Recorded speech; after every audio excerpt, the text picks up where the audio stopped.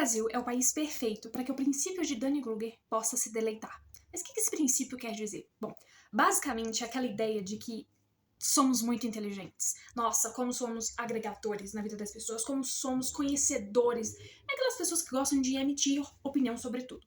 Mas, no Brasil, as duas coisas mais importantes é o poder e o dinheiro. A educação, ela é questionada, sim, mas para muitos a educação é ter um diploma. Ou seja, se você tem acesso a um diploma e se você tem um diploma, parabéns, você é extremamente inteligente. Mas é aí que mora o grande ponto de entender esse efeito e o perigo dele, né? De achar que é extremamente inteligente. Normalmente essas pessoas que se acham muito inteligentes, elas por se acharem conhecedoras, elas estagnam, elas param de buscar a realidade das coisas, a verdade. Então elas param de estudar, elas param de querer obter conhecimento, porque elas acham que a inteligência está dentro e não fora, né? Inclusive uma vez eu vi uma pessoa falando, não confie em uma pessoa onde a sua televisão é maior que a sua estante, porque você quer conhecer uma pessoa que realmente está buscando inteligência e que tenha inteligência, olha a estante dela.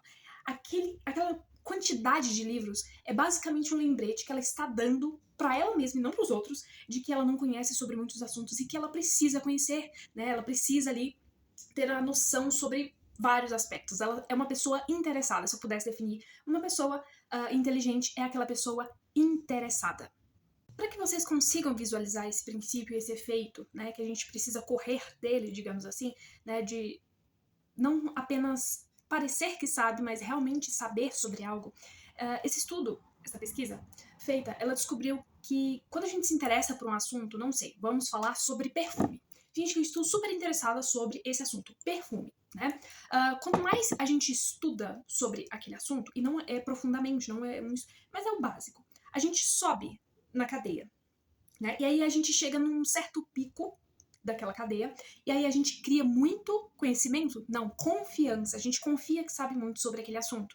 Isso é um perigo, né? Porque nesse estudo se descobriu que o estudo não é linear, ou seja, a gente não vai aumentando. As pessoas, elas começam a estudar, e aí elas começam a parar de estudar sobre aquilo que elas estão conhecendo, elas acham que conhecem muito. Elas têm a confiança para poder falar sobre aquilo, só que elas não conseguem compreender que elas não conhecem profundamente sobre aquele assunto. Então, qual é a tentativa, né, de visualizar esse efeito e correr da inteligência média, da inteligência medíocre, tá?